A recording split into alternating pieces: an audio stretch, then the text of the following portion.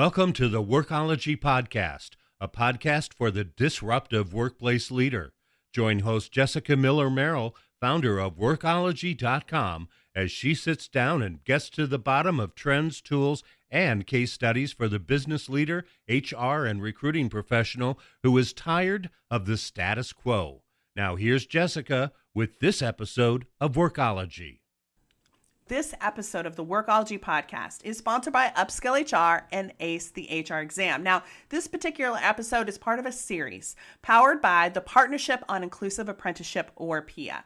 PIA is funded by the U.S. Department of Labor's Office of Disability Employment Policy, or ODEP.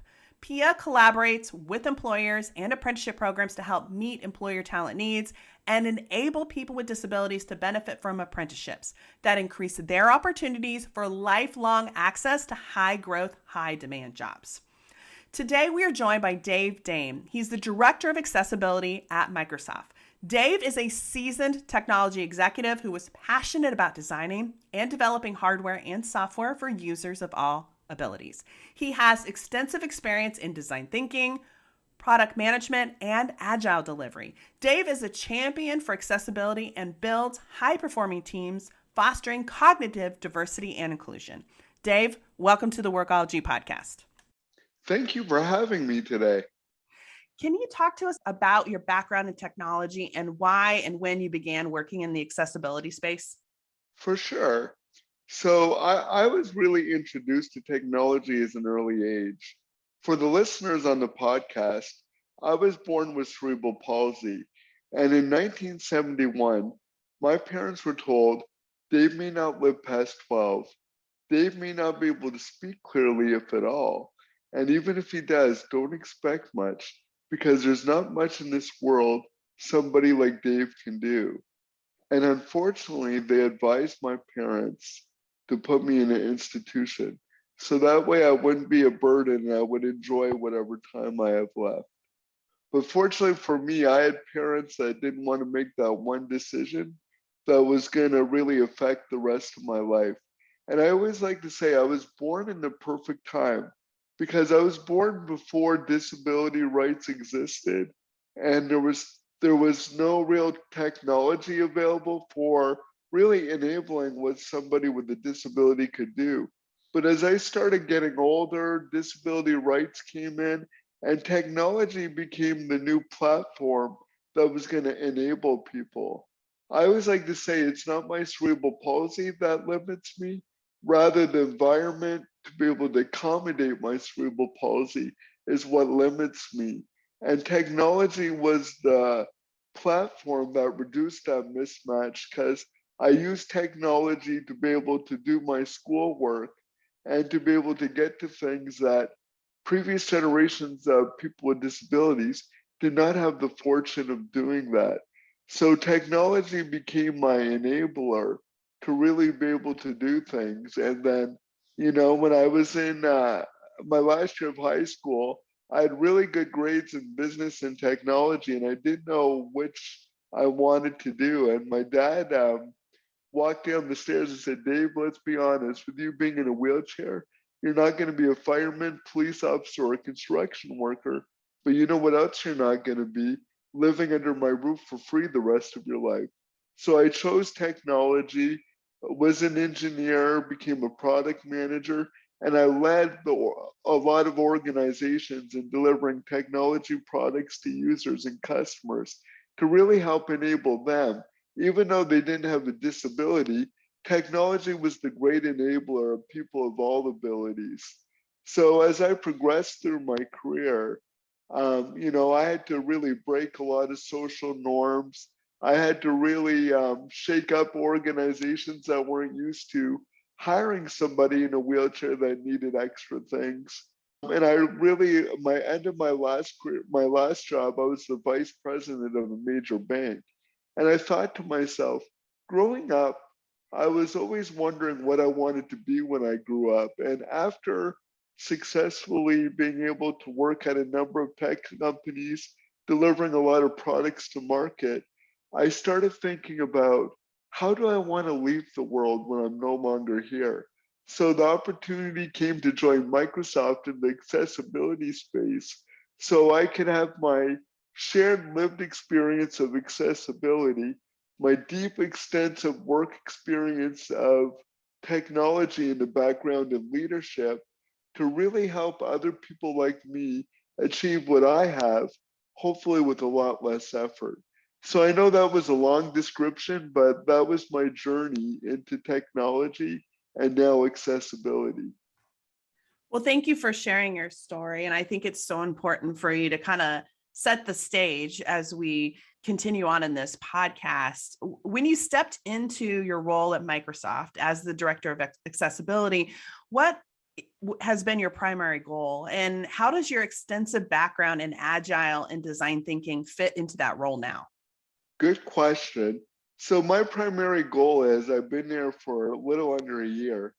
I want Microsoft to be the chosen technology of people with disabilities. The reason why I say chosen technology, Jessica, is it's got to be simply more than they can just simply use the technology. I want to make sure we create a delightful experience where they choose the technology and we really enable them in new ways. And it was funny, when I joined Microsoft, I really thought I would have to leave my background of, agile and design thinking behind me as I moved into this accessibility space. But I found using agile, which is really a great technique to introduce change, and design thinking of what can be possible, what problems are we trying to solve, are those two tools that I'm leaning heavy on as we really try to influence, change the hearts and minds to make accessibility a forward thought in how we design hardware and software, which is really great that I get to leverage that, as well as continually learning and innovating on the accessibility space for both visible disabilities and invisible disabilities. I love that. And I have been implementing over the last couple of years more agile and design thinking into my team and really just the work that we do. And it is really, I think, such a great way to help ensure that the technology or your product or service is in alignment with what the market really needs. And like you said, not because it's the only choice, but because they want to choose it because it has the right features and benefits, and it is the usability is in line with what your customer wants. Well, the beauty of Agile too is it really gets you out of the way of what does perfect look like? Because people always ask, what does perfect look like in your product? What does perfect look like in accessibility? And to be honest, I don't know what perfect looks like, but I do know what better looks like. And Agile is that incremental thing of continuously looking to be better, but still being brave enough to ship what you have to continually learn what the community of people with disability needs and how people with non-disabilities actually use the accessibility features to enable them. I love that. I wanted to shift gears a little bit and talk about what accessibility looks like for someone who has a motor impairment. That's a great question. What it looks like for somebody with a motor impairment is we take for granted, right? When we go into the office before we start our day, I'm sure, Jessica, you open up your laptop unconsciously, adjust your mouse, adjust your desk space, and can just naturally start going through your day. As somebody with a motor impairment, getting our laptop out of our bag is a huge effort. Opening the screen is a huge effort. Heck, even getting to work is a huge coordination effort. So that's why I've found people with disabilities, motor disabilities like me, were really good at planning. But all that work I told you about before I start my day is a huge effort that people that don't have motor disabilities get the luxury of taking for granted. It's a huge effort to open and close my screen. It's a huge effort to plug the power cord in and get the mouse. So think about that extra effort somebody with a motor impairment needs to do before they even begin doing what they need to do for their job. And I can give you a lot of, and I like to call that the invisible tax people with disabilities pay, which is the extra effort and consideration needed that other people simply get to take for granted. This is an important conversation to have. And in the prep call, you and I were even talking about getting ready for your day, but also when you're traveling, it can be really involved. Can you talk a little bit about that? Yeah, so when I travel, at home, I'm married, but I have a personal support worker that comes in the morning, that comes in the morning, gets me out of bed, showers, dresses me, and gets me all ready for work. I don't wake up this beautiful. It takes a lot of effort. And when I travel, I gotta first now get the organization used to, hey, when I travel for work, I need to bring a support worker, which a lot of companies don't have that in their policy because the majority of the workforce doesn't need to consider that.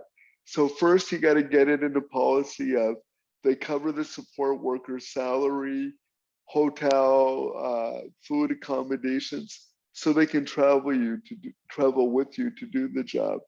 But it's all that effort I need to do. And I think in our pre-talk, we're talking about the first time I had to use a support worker when I went away for university. And that was a real interesting moment for me as a leader where I really got to understand what vulnerability is. Because think about it, Jessica, I meet a perfect stranger, I interview them, I hire them, and within 2 or 3 days, I have to be completely naked in front of this person as they shower me and dress me. So that vulnerability has really helped me as a leader be empathetic to my team, grow and staff, because everybody faces uncomfortability. That's just my example. I'm sure others might. But it's that huge effort we need to do before we leave the door to go to work. It's a whole bunch of coordination, a whole bunch of trust. And I have to do on the job training, right? Of this is how you get Dave out of bed. This is how you shower Dave. This is how you dress Dave. Dave is a little bit of a princess, so he likes to be dressed just right. And, to learn not only what I need to have done, but my nuances we all have, right? You have a specific way you like your shirts to be on. And think about when you got to explicitly describe that to someone on a regular basis. It really helps you articulate things in a greater detail that most people get to do on autopilot when they get out of bed every morning. This conversation is so valuable because if you are an HR leader and maybe you haven't yet hired someone, or it's been a while since you've hired somebody with a motor impairment, Dave is bringing up really great things for us to be thinking about in terms of getting our policies in order, but then planning for the additional resources that someone might need in our organization. And not only does Dave need to have someone there to help support him, imagine the conversation. I mean, I know, Dave, that you have to have with your HR team to say, hey, I need these things so that I can be able to do my job. And that's a real difficult conversation, Jessica, because younger in my career, I didn't feel safe to ask that because I don't want it to be a deterrent whether they hire me or not, right? Because if companies aren't used to doing that, I don't know if I feel safe. And today, now I do after, I told you I'm over 50. So I've had to, know what it's like to struggle in silence versus being able to be an advocate for myself. But I think HR leaders need to be the first ones to ask, how can I help? How can I help you bring all your skills and talents to be able to do the role? Because I think a lot of companies know how to hire probably an individual contributor. I think they know how to onboard them, but it's another thing to continuously reevaluate as they progress through the organization and get into different roles that might be leadership that has to have you relook at what is now the new supporting structure needed to support them in that new role? Such an important consideration and conversation. And HR leaders, we want to make sure that our employees do feel comfortable, even if they're one day in, 20 years in, that they are able to talk to someone in the organization and let them know the types of accommodations that they need in order to be successful. I felt like you were going to say something. Did you want to add? Yeah, I was going to add, Jessica, the conversation needs to be continuous. You don't just do it on onboarding, it's got to be a regular conversation, which you should do for all employees, but specifically those with a disability, because even though, like, somebody with a visible disability, it's apparent, but there's even people that aren't disabled that have challenges, maybe with childcare, maybe with diabetes, maybe with things, and understanding each employee's specific needs and how the organization can support them takes away that burden or that anxiety they feel when they feel they can't share any specific need they have to be able to bring their full self to work. Let's take a reset. This is Jessica Miller Merrill, and you are listening to the Workology podcast, sponsored by Upskill HR and ACE the HR exam. Today, we are talking with Dave Dame. He's the Director of Accessibility at Microsoft. This podcast is part of a series powered by the Partnership on Inclusive Apprenticeship, or PIA. This episode of the Workology podcast is part of a new podcast series powered by the Partnership on Inclusive Apprenticeship, or PIA. PIA is funded by the U.S. Department of Labor's Office of Disability Employment Policy, ODEP. ODEP launched PIA to ensure all apprenticeship programs are inclusive and accessible to people with disabilities. PIA collaborates with employers and apprenticeship programs to help meet employer talent needs and enable people with disabilities to benefit from apprenticeships that increase their opportunities for lifelong access to high-growth, high-demand jobs. I want to switch gears a little bit and kind of move into some conversations around apprenticeships. So, from your perspective, how can apprenticeships support people with disabilities in advancing their careers? Apprenticeships can really help give people with disabilities work experience and really get them to know what it's like to navigate the work environment, whether it's traditional being in the office on site, as well as maybe if they're remote workers, how do they build connections, build relationships, and really give them the confidence that they can be employable and their skills are valued and they can ask for accommodations, right? I think apprenticeship gives them the early exposure of what that's like, what it's like to have the work responsibility needed. And it also gives the employers that unique skill set that people with disabilities develop just to navigate their complex life that the organization can take benefit of, that most people at an early age or whenever they progress through don't usually have to their able-bodied partner or beside them, or colleague, I should say. Sorry. That's okay. Another thing I wanted to ask, and I feel like you've answered this from your own perspective, but in the event you wanted to add, how do you feel like companies can benefit from hiring employees and or apprentices who have disabilities? What's the benefit for that organization? Well, I think the benefit is we're hearing about the great resignation, right? And the big talent shortages and the strong competition for talent. In today's post-pandemic world, where we've proven that hybrid and remote work can exist, I think now there's talent pools that organizations didn't get to utilize because there was a lot of people with disabilities that either live geographically far away from major cities, or the logistics needed or required to coordinate even getting into the office was almost a barrier of entry for them, where now they live in their, like, where they live, it's usually pretty accessible. So now we got that environment that they can feel comfortable and safe in. Now they can do their work in the most comforting environment to really be able to bring their full talents in. And where organizations benefit, they get this talent that they didn't have.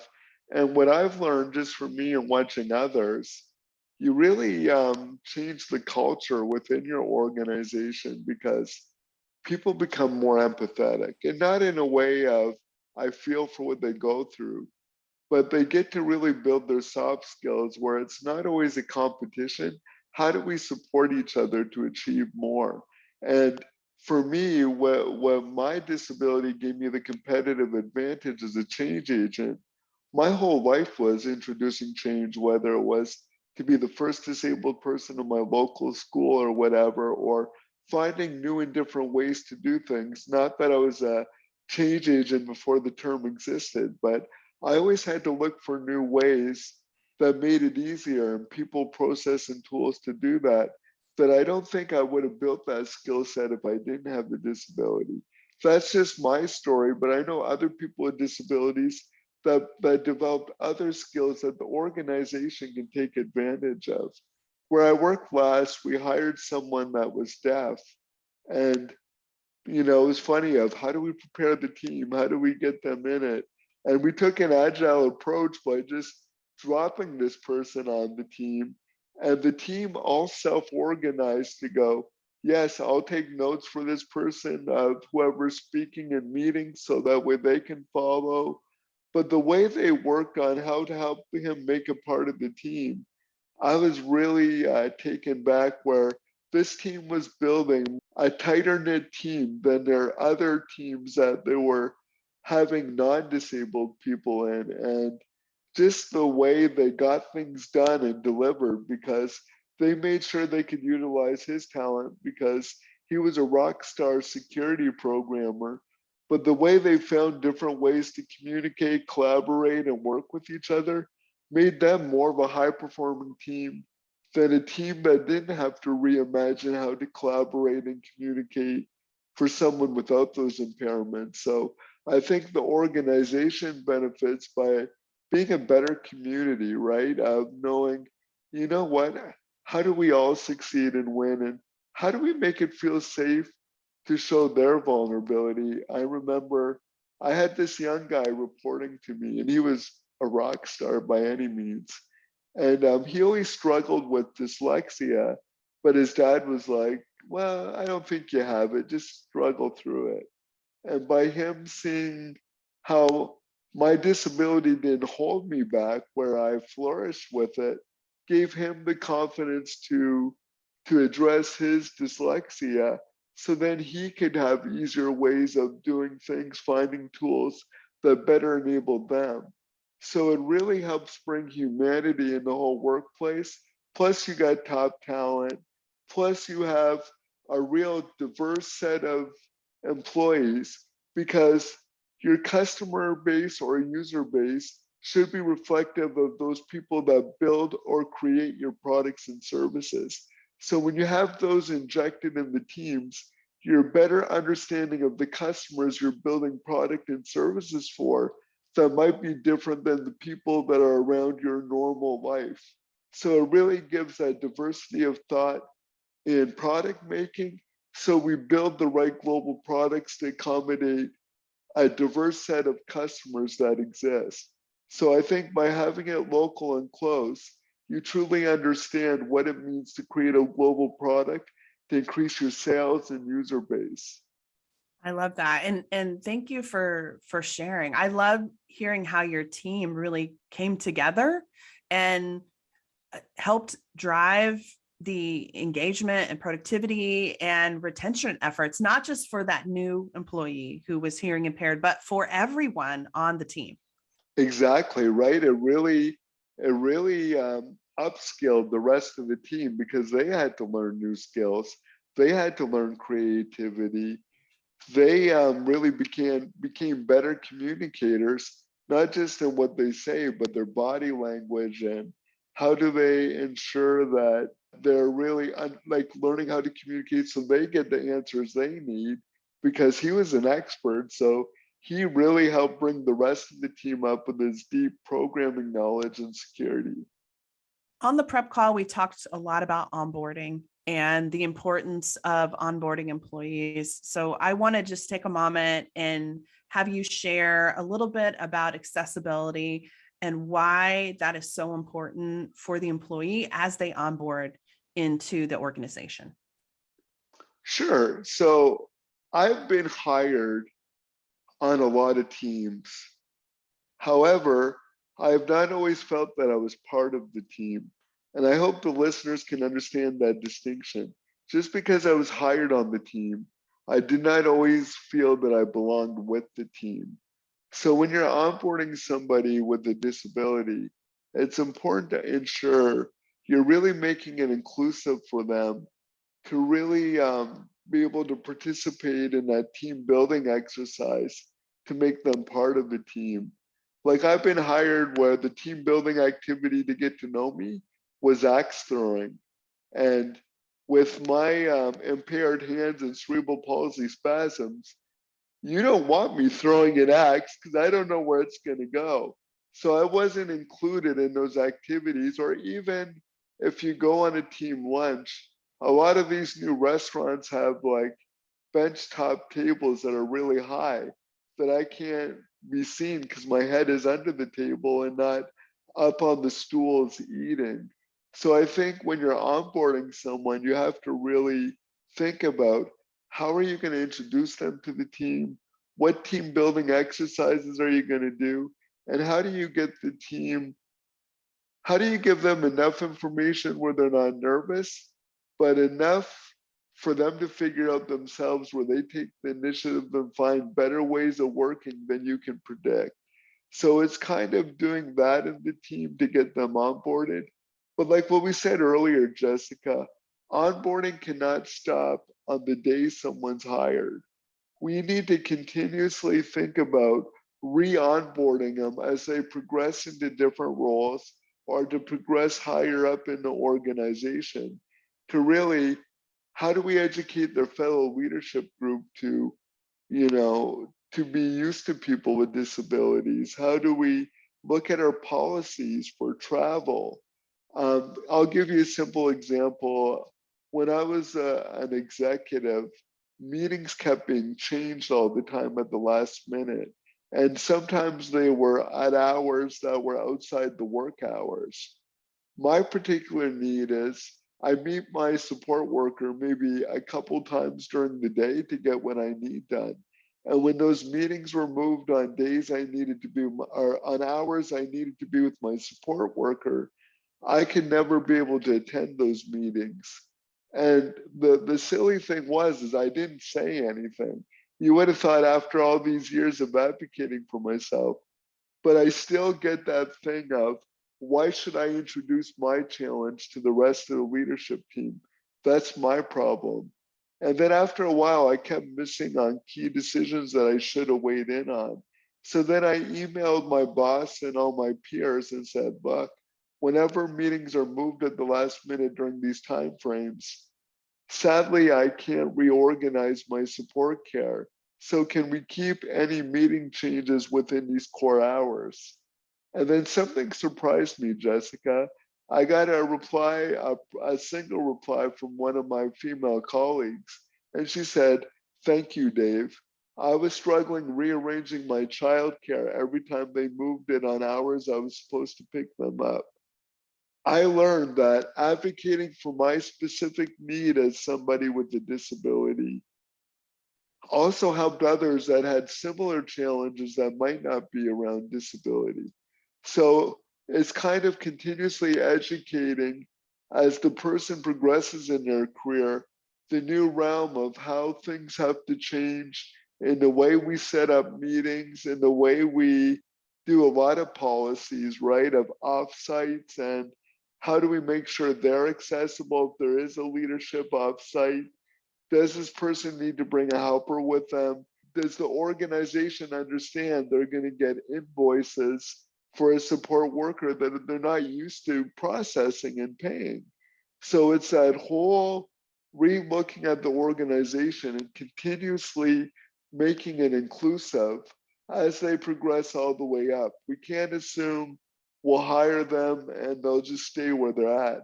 We're all motivated. We all want to progress in our careers. The organizations that have done it well, Jessica, continuously reaches out to me and says, we'll figure this out. We don't know yet how to do it, but working with you, we're going to really figure out how to do that.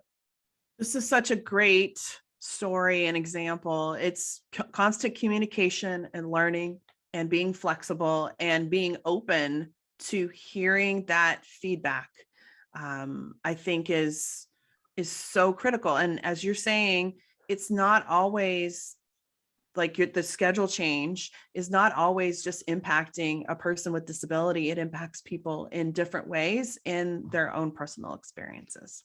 And I want to emphasize, as you're trying to figure these out, you might not have them all figured out at first, but even if you think you have them figured out, work with the person with the disability to understand their specific need. Every disability has a different severity, a different uniqueness and complexity. And what we do in the product world is we like to say we design with people with disabilities, not for them. Meaning we don't try to pretend to be the experts, even though we might have representatives.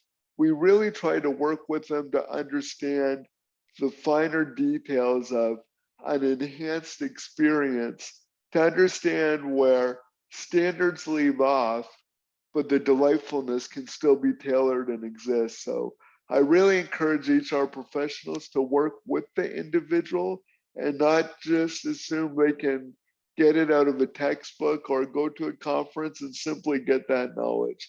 You need to make sure it's personalized for the individual because they're going to have very unique needs that the standards fall short on.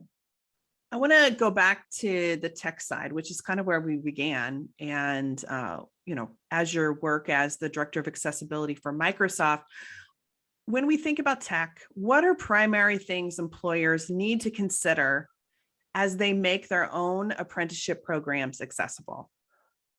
Well, from technology, they got to think of all their internal onboarding tools, like their expense management tools, their booking vacation off. Is their software accessible, compliant? Meaning, can somebody with a disability use those? Can they use their digital productivity platform? So I'm going to use Office as an example. We really try to make sure that all of our applications are accessible to enable people with disabilities in the workplace. So make sure the tools you use for productivity are fully accessible, compliant. And what they also need to learn is maybe how to design presentations for people that are blind. How do they conduct remote meetings for people that might be deaf or hard hearing? Are they turning on captions? Are they using technology, and is all their employees aware of this technology that they can use to enable them, right? Like there's been things like now you can record Zoom calls, now you can record Teams calls. So instead of trying to take notes in meetings, I can record a meeting and have a transcript to have all my notes like that. So make sure your digital platform is going to be built with accessibility, so your employees have to think about a lot less accommodations needed because you're building an inclusive technology to do that.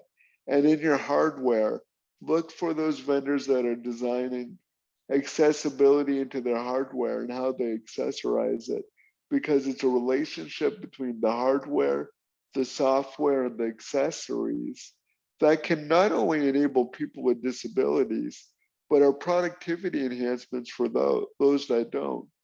Because like I use Immersive Reader to play my blog posts. Not that I have a problem seeing, but I love playing blogs while I'm doing my email. So that way I can hear and catch up and keep up to date on things while I'm doing other things. So what is built for accessibility for some are actually great productivity enhancers for others, like voice to text. So ensure you're building in from square one the accessibility platform that inclusion can be built on above.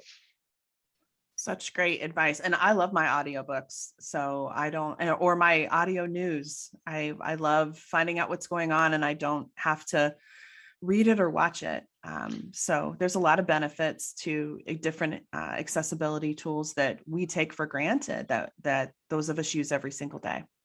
And make sure you learn them, right? Because like when I show my peers that aren't disabled, they love using that stuff too. Like my wife wears glasses and I seen her struggle finding the pointer. I just showed her how to increase the size of her pointer and have it change the color contrast as she scrolled. She's like, wow, I didn't know that was there. And and it's just trying to learn what you have available to show those options because it's going to help all your employees. Agreed. Well, Dave, thank you so much for taking the time to chat with us. I wanted to ask, where can people go to learn more about you and the work that you do? Sure. Well, obviously, you can check me out on LinkedIn. I try to share a lot. So my LinkedIn is David Dame. My Twitter is @ddame. But check out Microsoft Accessibility. We have a lot of free collateral we offer because we love sharing our knowledge. Because if you look at Microsoft's overall accessibility strategy, is we want to close the disability divide.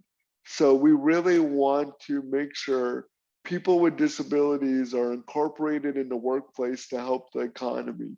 So we're doing a lot of great material and learnings that we've learned and sharing it for free for the rest of the world to be able to benefit on what is inclusive hiring, what is assistive technology, because we believe if we can share the knowledge to rise the tides, it's going to float all boats. So really check that out. And I think that's where you can learn to be a more inclusive HR group.